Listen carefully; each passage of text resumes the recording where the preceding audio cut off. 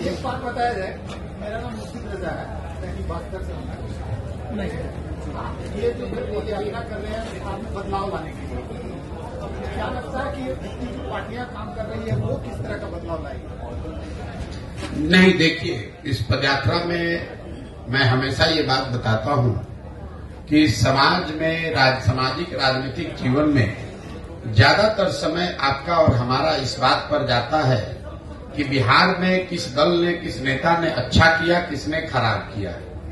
जन सुराज अभियान में मैं बिल्कुल उलट बात बता रहा हूं। मैं ये कह रहा हूं कि जिसने भी बिहार में शासन किया, जिस नेता ने, जिस दल ने भी यहां शासन किया, उन्होंने जो काम किया या करने का दावा कर रहा है, सभी बात को सही मान लिया जाए।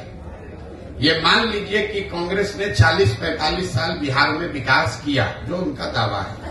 ये मान लीजिए कि 15 साल में लालू जी ने बिहार में सामाजिक न्याय की दिशा में काम किया, गरीबों को, पिछड़ों को आवाज दे दी, यही तो उनका दावा है। मान लीजिए, ये मान लीजिए कि नीतीश कुमार भाजपा के शासन में 18 साल में यहां पानी, बिजली, सड़क में थोड़ा सुधार हो गया।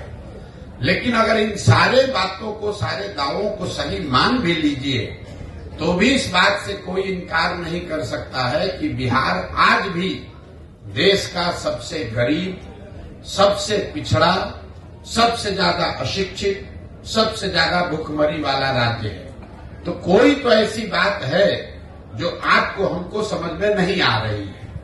हम 1965 में भी 28वें नंबर पर थे, 1990 में भी 28वें पर थे और 2023 में भी 28वें नंबर पर ही है। जब देश आजाद हुआ तो बिहार देश के 5-6 सबसे अच्छे राज्यों में था। तमिलनाडु और बिहार बराबर के राज्य थे। आज बिहार 28वें नंबर पर है। तमिलनाडु बिहार से 6 गुना बड़ा राज्य बन गया। आज आपके बच्चे जाकर तमिलनाडु में नौकरी मजदूरी कर रहे हैं। कुछ तो ऐसी बात है, क्योंकि तमिलनाडु में भी वही देश का कानून, संविधान है जो बिहार में है। वहां पर भी ये नहीं कोई दावा कर सकता है कि तमिलनाडु में सब नेता हरिश्चंद्र है, वहां भ्रष्टाचार नहीं है। कोई ये दावा नहीं कर सकता है कि केरल में, महाराष्ट्र में, कर्नाटक में जाति नहीं है। इन सब के बावजूद वहां तरक्की हुई है, कम हो या ज्यादा, तरक्की हुई है। बिहार एक ऐसा राज्य है जो पीछे चलता जा रहा है। तो कहीं न कहीं आपको, हमको बिहार के शहरी होने के नाते ये सोचने और समझने की जरूरत है कि ऐसी क्या बात है जो कि बिहार में हम लोग आगे जाने के बजाय पीछे जा रहे हैं। और मेरी जो अपनी समझ है, जो मैंने आपको बताया, इसकी वजह दलों और नेताओं में नहीं है, समाज में है। जब आपको, हमको अपने बच्चों की चिंता नहीं है तो कोई दल और नेता आपकी और हमारी चिंता क्यों करेगा? आप मोदी जी को देखिए। मोदी जी देश के प्रधानमंत्री हैं। वो गुजरात के भी प्रधानमंत्री हैं, बंगाल के भी प्रधानमंत्री हैं और बिहार के भी प्रधानमंत्री हैं। जब मोदी जी कल परसों बंगाल गए, वहां पर उन्होंने मेट्रो का उद्घाटन किया। अभी 2 दिन के बाद वो गुजरात जाएंगे, वहां सेमीकंडक्टर के फैक्ट्री का उद्घाटन करेंगे। कल मोदी जी बिहार आए थे, उन्होंने यहां जूट मिल, चीनी मिल की बात नहीं की। यहां पर वो क्या बात कर रहे हैं? लालू का डर दिखा रहे हैं कि हमको वोट नहीं दोगे, भाजपा को वोट नहीं दोगे, जंगल राज आ जाएगा। ये पूरे बिहार को हम 5 किलो अनाज खिला रहे हैं गरीबों को, इसलिए वोट दो। हमने मंदिर बना दिया, इसलिए वोट दो। मोदी जी वही हैं, लेकिन अलग अलग राज्य में अलग अलग तरीका लोग अपनाते हैं। क्यों?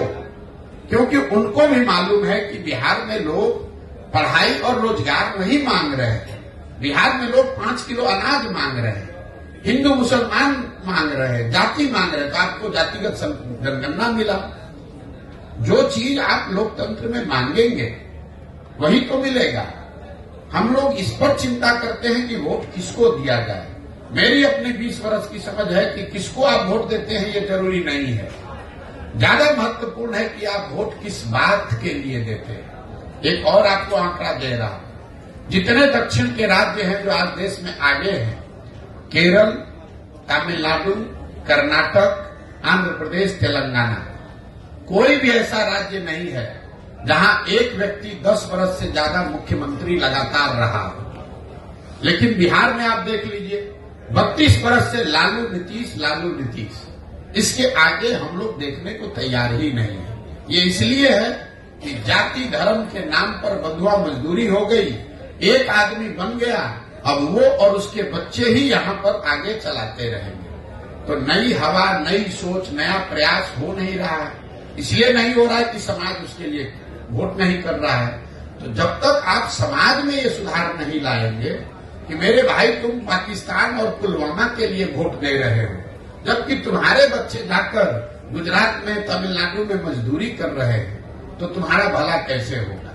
जितने मुसलमान समाज के लोग हैं, मैं 18 महीना से पैदल चल रहा हूं, 5000 से ज्यादा गांव में जाने के बाद मैं रोज मंच से कहता हूं कि दलितों के बाद सबसे ज्यादा गरीब, बदहाल, फटेहाल अगर कोई बिहार में है तो वो मुसलमान है। लेकिन 32 साल से मुसलमानों ने लालटेन का साथ नहीं छोड़ा है। इस 32 साल में मुसलमानों ने कभी ये नहीं पूछा लालटेन से कि आप सड़क मंत्री हैं तेजस्वी जी, हमारे गांव में सड़क क्यों नहीं बना। आप ग्रामीण कार्य मंत्री हैं, लेकिन हमारे गांव की नालियों गलियों की दुर्दशा क्यों है। आप स्वास्थ्य मंत्री थे, हमारे बच्चों के लिए अस्पताल, दवा, डॉक्टर क्यों नहीं है। आप शिक्षा मंत्री थे, हमारे बच्चों के लिए पढ़ाई क्यों नहीं है। मुसलमान इन सारे परेशानियों के बावजूद जाकर उसी लालटेन को वोट दे रहा है। यही हाल भाजपा के वोटर का है। कोई नहीं पूछ रहा है मोदी जी से कि भाई आप देश में इतने बड़ी बड़ी बात कह रहे हैं, बिहार की बंद चीनी मिल, जूट मिल कब चालू होगी ये बताओ। आप बताइए, देश में कौन ऐसा उद्योगपति है जिसको अगर मोदी जी ये कह दे कि तुमको बिहार में जाकर चीनी मिल लगाना है, और उसका हिम्मत है कि वो कह दे कि नहीं लगाएंगे। फिर मोदी जी ने ये क्यों नहीं कहा?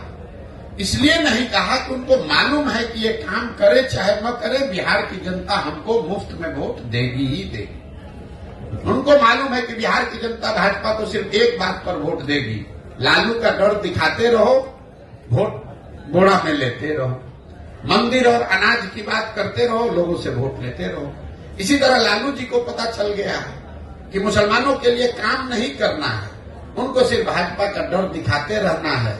न उनको भागीदारी देनी है, न हिस्सेदारी देनी है, उनको किरासन तेल बनाकर अपने लालटेन में जलाते रहना है। मुसलमान अपना और अपने बच्चों का भविष्य जला रहा है।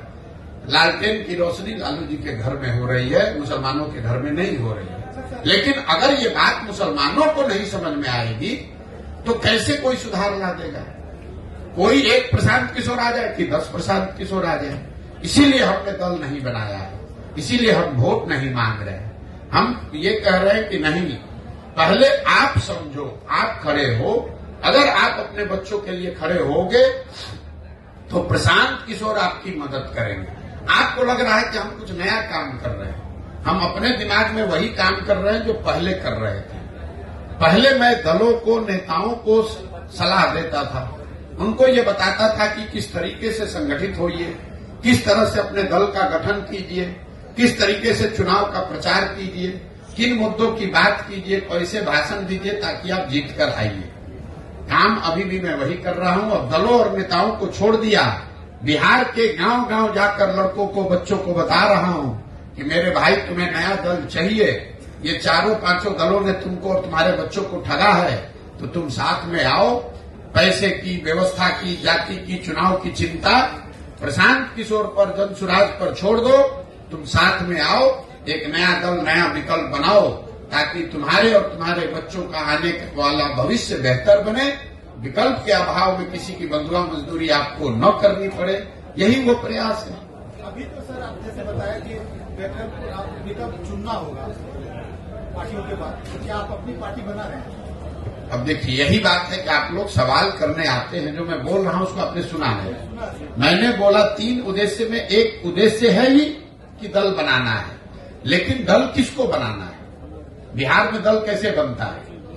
हमने दल बनाया तो हम बन गए दल के नेता, और हमने ये घोषणा कर दी कि हमारे बाद होंगे हमारे बेटा, और बिहार की जनता पूरे जीवन भर झोला लेकर, झंडा लेकर घूमते रहो। मैं ये कह रहा हूं कि अगर दल बनाना है तो जिन लोगों को दल बनाना है उनको एकत्र किया जाए, सब लोग मिलकर दल बनाए। प्रशांत किशोर क्यों बनाएंगे?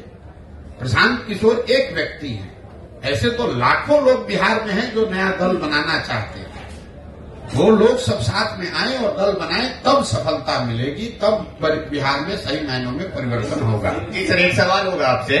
आईपेक कंपनी के साथ आपने 10 साल काम किया, जैसा मुझे पता चला, और आपने उसे पॉलिटिक एनालिसिस हम लोग कहते हैं, उसके लिए आपने काम किया है। तो कहीं ये पद यात्रा जो आप कर रहे हैं, तो क्या किसी राजनीतिक दल के लिए तो नहीं कर रहे हैं? क्या उनके साथ आपका गठबंधन तो नहीं हो जाएगा, या उसमें आप विलय तो नहीं हो जाएंगे?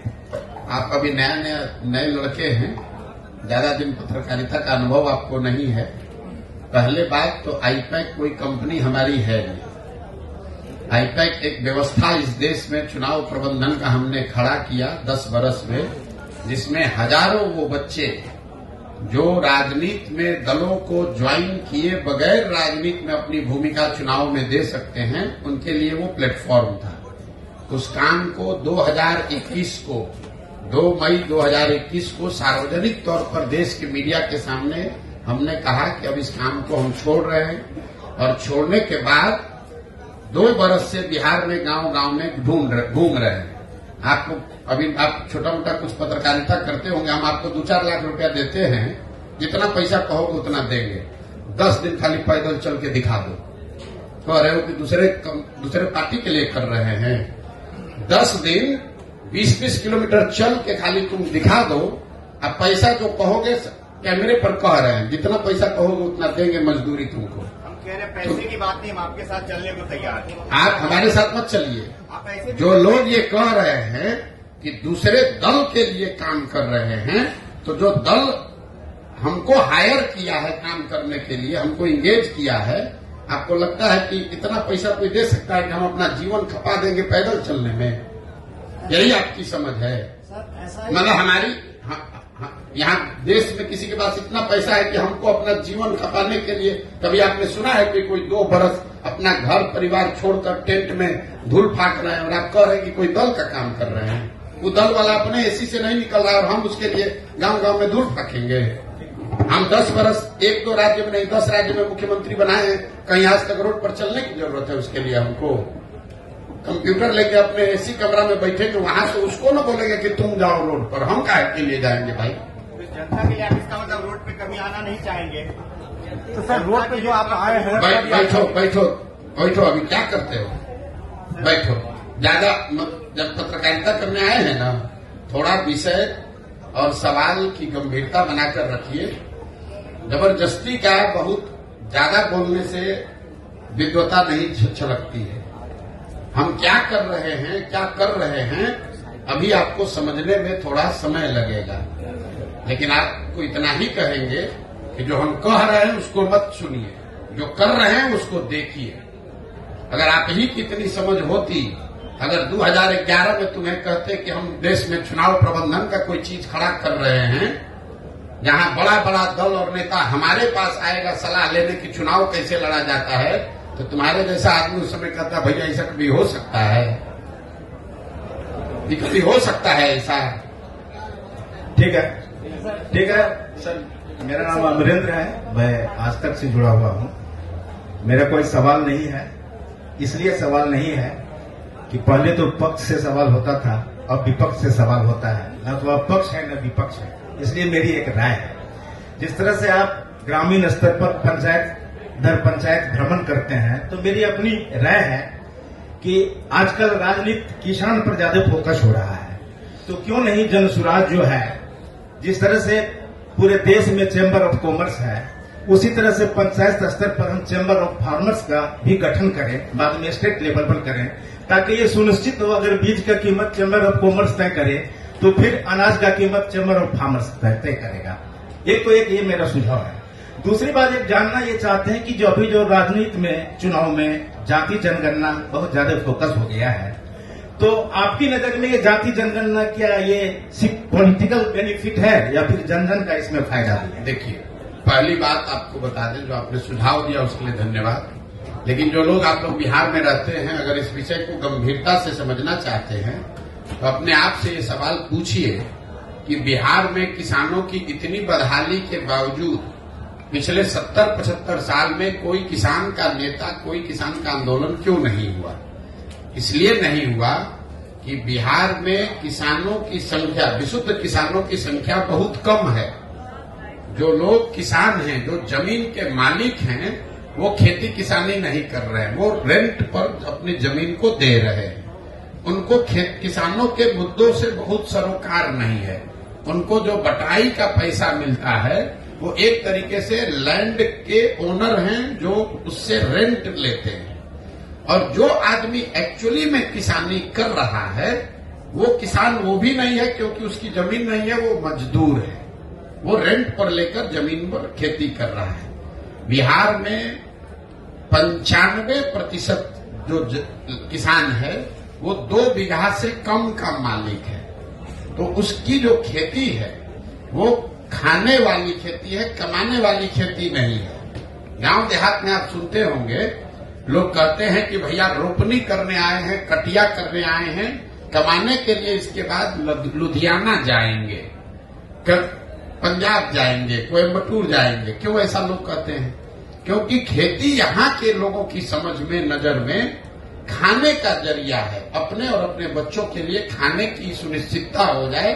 खेती आमदनी का जरिया बिहार के लोगों के लिए नहीं है। इस बात की गंभीरता और इसकी गहराई को आप समझिएगा। गहराई में जाकर तब आपको पता चलेगा कि बिहार में इतना बड़ा इकोनॉमी रूरल और एग्रीकल्चर आधारित होने के बाद भी यहाँ आज तक सहकारिता के क्षेत्र में कुछ काम नहीं हुआ।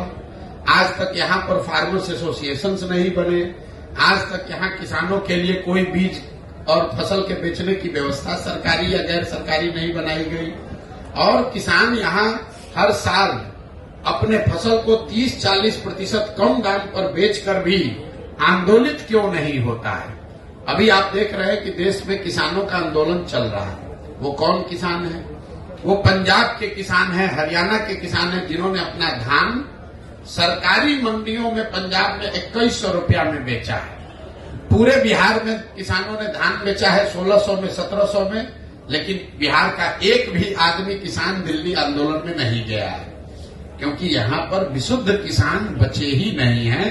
लोग खेती से, किसानी से अपने जीवन को बेहतर बनाने का रास्ता नहीं देखते हैं। वो खेती को खाने का जरिया मानते हैं और इस तलाश में, इस अवसर में बैठे हैं कि कोई नौकरी मिल जाए, कोई धंधा मिल जाए कि खेती से जान छूटे, 1 बीघा जमीन भी है तो उसको बटाई पर दे, गांव छोड़कर भागे। इसलिए किसानों की समस्या यहाँ बहुत बड़ी है। इसको नए सिरे से सोचने, समझने और सुधारने की जरूरत है। दूसरा जो आपने सवाल किया, और इसीलिए जन सुराज का एक उद्देश्य है कि हर पंचायत में, मैंने जो कहा, आपने शायद आप लेट से आए, कि हर पंचायत में यहाँ की खेती को खाने वाली खेती से कमाने वाली खेती कैसे बनाया जाए, इसका एक योजना बनाया जा रहा है। कि भाई आप धान की खेती करते हैं, इसके बजाय आप लहसुन की खेती करें, और करने के लिए सरकार आपको क्या मदद करे ताकि आपको आमदनी हो उससे।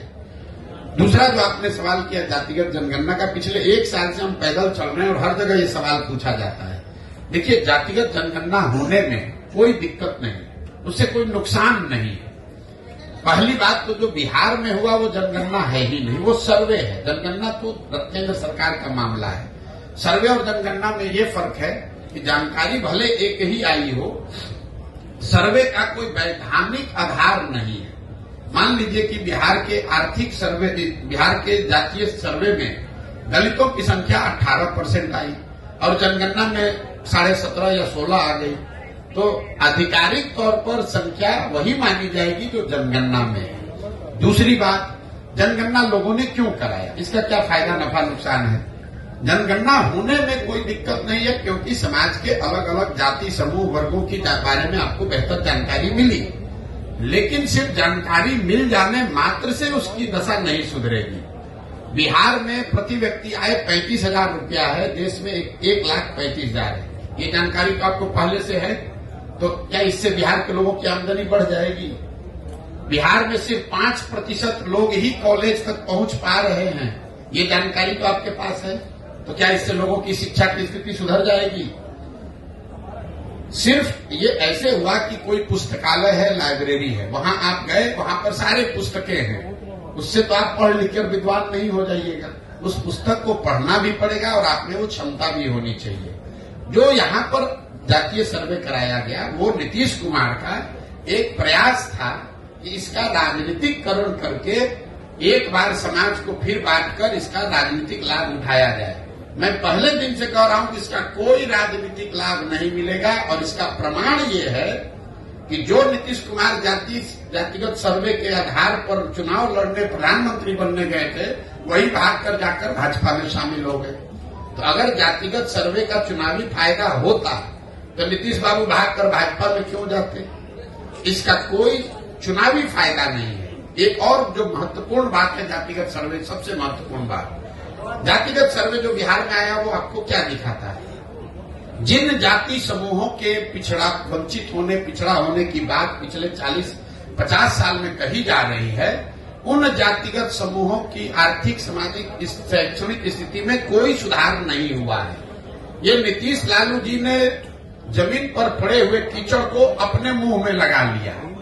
अब सवाल ये होना चाहिए कि भाई 30-32 साल से जिन जाति समूहों के नाम पर आप राजनीति किए, जिनको बल देने, आवाज देने, शिक्षा, रिजर्वेशन देने के नाम पर आप गद्दी पर बैठे, उनकी स्थिति तो बदली नहीं। तो इतने दिन से तो आप सबको बेवकूफ बना रहे थे और उनकी हकमारी की किसने? पूरे बिहार में 32 साल से राज कौन कर रहा है? लालू कर रहे हैं, नीतीश कर रहे हैं। तो किसने इसको रोका है कि मुसलमानों को, पासमंदा समाज के लोगों को आप गृह मंत्री बना दीजिए? किसने नीतीश कुमार को रोका है कि किसी महादलित को आप यहां पर फाइनेंस मिनिस्टर बना दीजिए, सड़क का मंत्री बना दीजिए, शिक्षा मंत्री बना दीजिए, किसी अति पिछड़ा समाज को आप जल संसाधन मंत्री बना दीजिए? आज तक बनाया? इन लोगों का ये वोट लेते हैं, लेकिन जब सरकार बनती है तो उसमें जितने बड़े विभाग हैं वो तेजस्वी यादव रहेंगे, वो नीतीश कुमार रहेंगे। 18 साल में नीतीश कुमार ने गृह मंत्रालय नहीं छोड़ा। किसी अति पिछड़ा को गृह मंत्रालय दे दो। लालू जी 15 साल 16 साल रहे, किसी मुसलमान को गृह मंत्री नहीं बनाया, किसी मुसलमान को पथ निर्माण मंत्री नहीं बनाया, किसी मुसलमान को शिक्षा मंत्री नहीं बनाया। तो ये तो बेवकूफ बनाकर वोट लेने की बात है। और जातिगत सर्वे के आधार पर इन लोगों ने ये दिखाया, ऊपर वाले ने इनके हाथ से ही करवा दिया कि देखो तुमने इन समाज के लोगों का एक्सप्लॉयटेशन किया, इनको बेवकूफ बनाया, इनके लिए किया कुछ नहीं। इसीलिए आपने देखा कि जातिगत सर्वे के आंकड़े आने के बावजूद समाज में राजनीतिक, सामाजिक कोई प्रतिक्रिया नहीं है। बिल्कुल लोग शून्य हैं उससे। लोगों को मालूम है कि बेवकूफ बनाने का प्रयास कर रहा है। मेरा 2 सवाल है। पहला तो आप कटिहार में कल थे, कल आप कटिहार में जी, और वहाँ एक निर्मम हत्या हो जाती है, इस पर कोई प्रतिक्रिया आपकी नहीं आई। दूसरा, आप प्रधानमंत्री नरेंद्र मोदी के बारे में बोल रहे हैं, बिहार के मुख्यमंत्री के बारे में बोल रहे हैं, अब आप पद यात्रा भी कर रहे हैं और कल के डेट में आप एक राजनीतिक दल भी बनाएंगे। क्यों जाएंगे जनता आपके साथ इस पर? बिल्कुल, मैंने आपको कहा कि इस पूरी पदयात्रा के दौरान हम ये कह ही नहीं रहे कि आप हमारे साथ आइए, हम ये कह ही नहीं रहे कि आप हम पर भरोसा कीजिए, हम ये कह ही नहीं रहे कि आप हमको वोट दीजिए। यही भरोसा, विश्वास करके तो बिहार के लोगों ने अपनी ये दुर्दशा बनाई है। अगर आप हम पर भरोसा कीजिएगा, हम पर विश्वास कीजिएगा, तो भी आपकी दशा नहीं सुधरेगी। हम ये कह रहे हैं कि आप अपने बच्चों के लिए खड़े होइए। आज तक आप दूसरे का झंडा लेकर चले हैं, आप अपना और अपने बच्चों का झंडा बुलंद कीजिए। हम आपके पीछे खड़े हैं, हम आपको सुझाव देंगे, हम आपको व्यवस्था देंगे, हम आपको संसाधन देंगे, हम आपको चुनाव लड़ाएंगे। लेकिन खड़ा तो आपको होना न पड़ेगा भाई। हमारे पीछे चलिएगा, फिर हम भी आपको ठगेंगे। हम तो ये बात सामने से कह रहे हैं। तो आप भी ये सवाल कर रहे हैं आप पर भरोसा क्यों करें? हम भाषण की शुरुआत ही इसी बात से करते हैं कि आप वोट मांगने वालों पर भरोसा करते आए, वो चाहे कांग्रेस हो, आरजेडी हो, भाजपा हो, जदयू हो, सब ने आपको ठगा। अब प्रशांत किशोर आए हैं, हम पर भरोसा करोगे, हम भी ठगेंगे। इसलिए रास्ता ये नहीं है। रास्ता ये है कि आप अपने बच्चों के लिए पहले खड़े होइए। छोड़िए देश का चिंता। देश विकसित होगा कि नहीं होगा उसका चिंता थोड़े दिन छोड़ दिया जाए। मोदी जी कह रहे हैं कि 2047 में देश को विकसित बनाना है, इसलिए सब लोग भाजपा को वोट दीजिए। बिहार के लोगों को ये समझना है कि भाई देश विकसित जब होगा तब होगा। आज जो देश में विकास का स्तर है, बिहार के बच्चे वहां पर कब पहुंचेंगे ये बता दो। बिहार में जिस दिन 1,35,000 प्रति व्यक्ति आय हो जाए तब 5 गुना और हम लोग की आमदनी बढ़ जाएगी। पहले वो बता दो। लोगों को ये समझने की जरूरत है कि देश आगे बढ़ सकता है, लेकिन अगर आपके बच्चे नहीं पढ़े, आपके बच्चे अनपढ़ मजदूर रह गए तो उस विकसित देश में आप मजदूर बनकर लात जूता खाइएगा, गाली सुनिएगा, आपका भला नहीं होगा। इसलिए हम जन सुराज में रोज क्या कह रहे हैं कि देश के लिए नहीं, ये साधारण बात नहीं है, कोई नहीं कह सकता है। हम रोज डंके की चोट पर कह रहे हैं कि देश के लिए नहीं, राज्य के लिए नहीं, समाज के लिए नहीं, जाति के लिए नहीं, किसी विचारधारा के लिए नहीं, सिर्फ और सिर्फ अपने और अपने बच्चों के भविष्य के लिए वोट दो, तब बिहार सुधरेगा। जिसको भी वोट दो उससे अपने बच्चे के लिए पूरा सौदा, खरा सौदा करो। अपने जात वाले को देना चाहते हो उसको दो, मोदी जी को देना है दो, लेकिन अपने बच्चों के लिए रोजगार मांगो, पढ़ाई मांगो। पुलवामा के नाम पर मोदी जी को वोट मत दो। गुजरात में बुलेट ट्रेन बन रहा है, उस नाम पर मोदी जी को वोट मत दो। बिहार में जिस दिन एक्सप्रेस ट्रेन, पैसेंजर ट्रेन चले, उस नाम पर वोट दो, तब सुधार होगा। यही बात बता रहे हैं।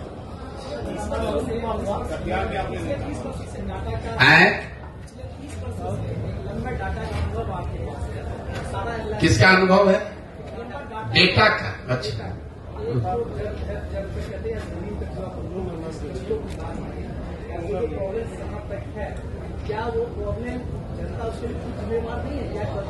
अब इतने देर से तो यही बात समझा रहे हैं भाई कि जनता जिम्मेवार है। जनता जिम्मेवार है ऐसा तो नहीं मानूंगा। मैं ये कह रहा हूं कि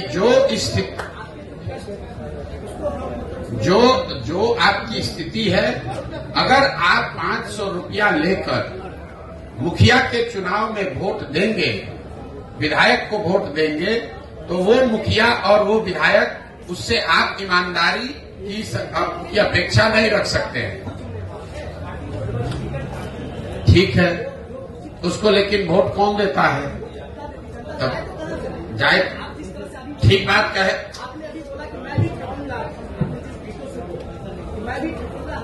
सवाल क्या है भैया, वो पूछ लो।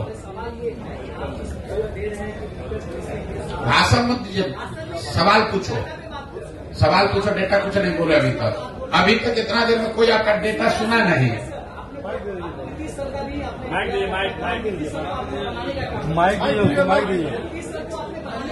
अरे माइक लेके बोलो ना आराम से भैया। सवाल क्या है, पूछो। डेटा का जो अनुभव आपके पास है हर चीज का, कहाँ जनता के पास क्या प्रॉब्लम है, कौन क्या चाह रहा है, कौन क्या कर रहा है, ये बहुत बड़ा एनालिसिस है। और जो एनालिसिस पे ही हम कुछ कर सकते हैं। और आप अभी बोल रहे थे नीतीश सरकार का भी आपने डेटा दिया, और नीतीश सरकार में कहीं न कहीं जो बनी पिछले बार, उसमें आपका बहुत बड़ा योगदान है। और ये अचानक ये बदलाव कि आप खुद मैदान में आ गए, बिहार में पदयात्रा शुरू कर दी और लोगों को अलग जगाना शुरू कर दिए, एक बड़ा बदलाव चाहिए यदि आप उससे निकलना चाहो। बच्चों की बात क्या है? मैं चाह रहा हूँ ये जो चेंज की बातें आप कह रहे हैं, बता रहे हैं निकट भविष्य में जो चुनाव होने वाला है उसकी एक बड़ी तैयारी हर कोई कर रहा है। उसका एक पार्ट आप भी हो सकते हैं, या हर मोदी जी भी, हर कोई एक पार्ट है। बट सवाल क्या है? ये आपकी बार पूछ रहा हूँ, सवाल क्या है? ये आपकी क्या ऑथेंटिटी है निकट भविष्य में जो लोग बदल जाएंगे, जो बड़े बदलाव के लिए आप निकल चुके हैं पूरे बिहार में, इसे क्या लग रहा है, कितना परसेंटेज लोग बदलेंगे आपकी इस पदयात्रा से? मेरे भाई, हमारे पास कोई थर्मामीटर है नहीं कि हम ऐसे लगाएं और बता दें कि कितना परसेंट आदमी बदल रहा है, कितना परसेंट आदमी नहीं बदल रहा है। हमारा काम है कि जिस विश्वास से, जिस विचारधारा को लेकर, जिस सोच को लेकर हम चले हैं, उसको ईमानदारी और शुद्धता से हम करें। हमारा वो काम हम कर रहे हैं। अब ये समाज पर है कि इसको देखे, जांचे, सवाल करे, मूल्यांकन करे। उसको अगर सही लगे तो इससे जुड़ेगा, नहीं सही लगेगा तो नहीं जुड़ेगा। आप भैया सवाल अभी कुछ पूछ रहे थे, कुछ पे आ गए। मेरे भाई ऐसा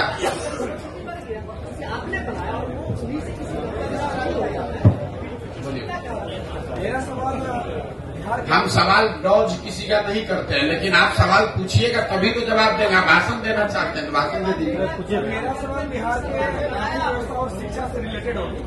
सवाल कुछ ये जानते हैं कि आप एक रणनीति लाइन में सवाल को बनाया है। बिहार की पद यात्रा से पहले सभी आपने कई सरकारों को हेल्प किया, रणनीति बनाई, तो उसमें आप इन सब चीजों को क्या उन्हें नहीं बताते थे या आने का मकसद क्या था? देखिए, अब इन्होंने कहा, इनका सवाल है कि आप क्या पहले की सरकारों को ये इस तरह के मुद्दे नहीं बताए हैं जिनको कि आप मदद करते थे। 2015 एक सवाल एक ही आदमी पूछो भाई। अरे रुक जाओ सवाल। आपने पीछे से भाई साहब पूरा एजिटेटेड होकर कि आपने नीतीश को बनाया, तो 2015 में नीतीश कुमार की जिनकी मदद मैंने की तो 7 निश्चय का एक प्रोग्राम भी बनवाया। तो जो आपका सवाल है कि पहले नहीं बताए थे, पहले बताए थे। 7 निश्चय नीतीश कुमार की सोच नहीं है, प्रशांत किशोर की भी सोच नहीं है। 40,000 गांव में घूमकर देखकर जो लोगों की समस्या समझ में आई, उसके आधार पर 7 निश्चय का गठन किया गया। ये तय किया गया कि ये 7 मुद्दे जनता चाहती है कि ये किया जाए। उस काम को कराने के लिए बिहार विकास मिशन की स्थापना भी करवाई, लेकिन जिसको आपने चुनकर वो जिम्मेवारी दी, अगर 7 निश्चय वो लागू नहीं किया तो मेरा नागरिक होने के नाते ये फर्ज नहीं है कि हम सवाल उठाए।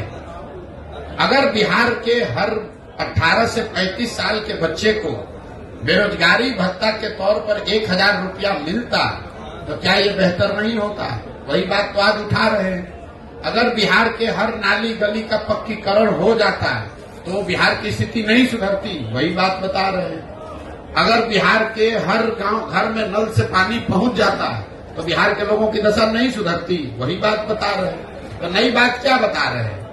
ये काम पहले नीतीश कुमार को बताया कि भैया आप इसको कीजिए, आपको जिताने में मदद करते हैं, उन्होंने नहीं किया। तो अब हम जनता को बता रहे हैं कि भैया ये तो नहीं किए, हम लोग साथ में, आप लोग आइए, सब लोग मिलकर दल बनाइए, हम जिताते हैं आपको, फिर तो हम लोग अपना काम करेंगे।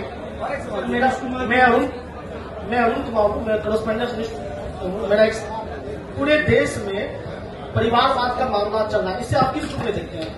परिवारवाद की जो स्थिति है ये वो दीमक है जो राजनीति को, लोकतंत्र को कमजोर कर रहा है। लेकिन परिवारवाद का मतलब ये नहीं है कि लालू जी का लड़का राजनीति में आ गया कि सोनिया गांधी का लड़का आ गया।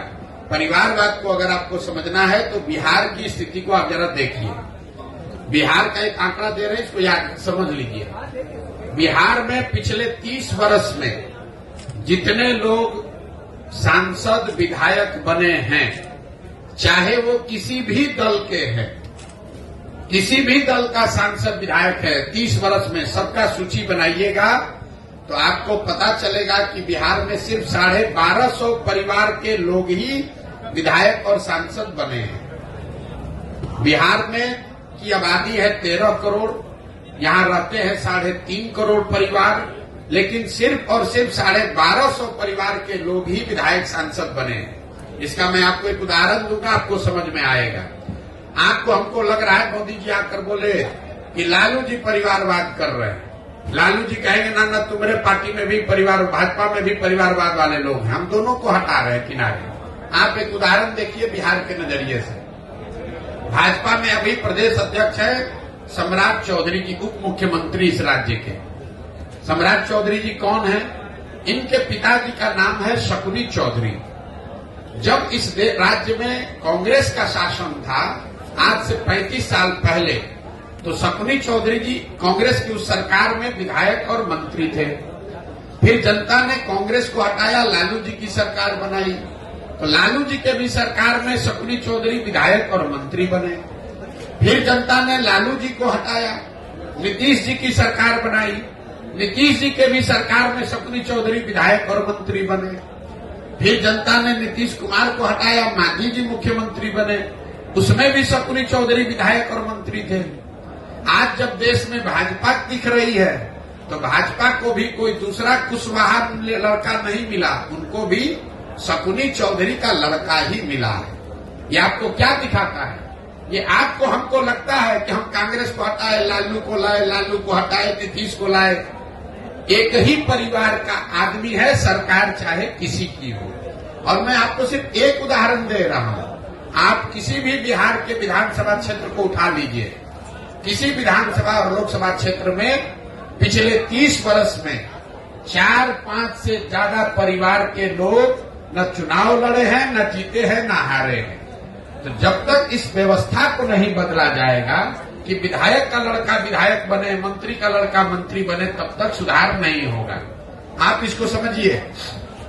अगर सुनील गावस्कर का लड़का ही क्रिकेट खाली खेलता तो हमने आपने सचिन तेंदुलकर को कहां देखा होता। अगर सचिन तेंदुलकर का लड़का ही टीम में रहेगा तो विराट कोहली कहां से आएंगे। अगर विराट कोहली ही खाली रहेंगे, उनका लड़का रहेगा, तो सूर्य कुमार यादव कहां से आएंगे। ये लोकतंत्र इसलिए बना हुआ है कि जिसमें भी क्षमता है वो आगे आए, समाज का नेतृत्व करे। बिहार में राजनीतिक बंधुआ मजदूरी ने लोकतंत्र को ही करीब करीब खत्म कर दिया है। 1000-1200 परिवार के लोगों ने जाति धर्म के नाम पर, पैसे और बाहुबल के नाम पर पूरी व्यवस्था को हाईजैक कर लिया है। किसी की सरकार बने, वही आदमी विधायक मंत्री बन जाता है। फिर आप और हम कह रहे हैं कि बिहार में परिवर्तन नहीं हो रहा है। अब शकुनी चौधरी अगर 30 वर्ष में कांग्रेस के राज में, लालू जी के राज में, नीतीश के राज में सुधार नहीं कर पाए, तो अभी भाजपा के साथ जुड़कर कैसे सुधार कर देंगे। ये बात समझने की जरूरत है। इसलिए जन सुराज में नीचे से वैसे लोगों को खड़ा किया जा रहा है जिनके बाबूजी विधायक नहीं है तो कोई बात नहीं है, आपके पास पैसा नहीं है तो कोई बात नहीं है, आपके पास अगर समाज की समझ है, आप में जज्बा है, नियत है, बिहार को सुधारने की मंशा है, तो आप जन सुराज से जुड़िए।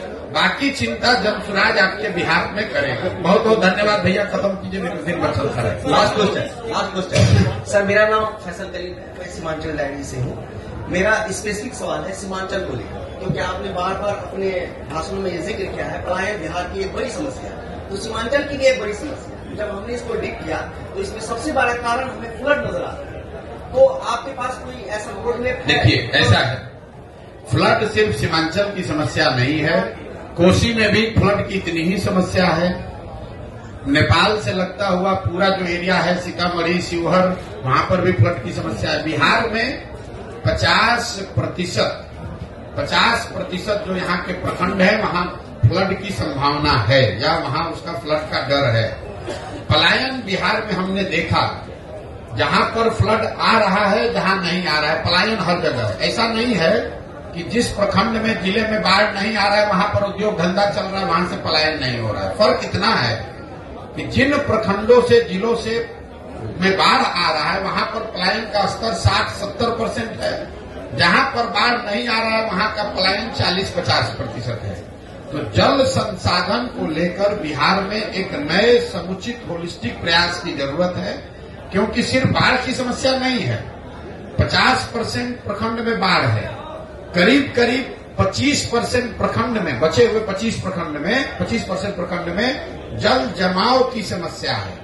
आप जब गोपालगंज से पैदल चलेंगे तो गोपालगंज, सिवान, छपरा, वैशाली, समस्तीपुर जो एरिया है, बीच मध्य बिहार जो है, इसमें कोई ऐसा पंचायत नहीं है जहां 2-4-5 हजार एकड़ जमीन में परमानेंट पानी न लगा हुआ है।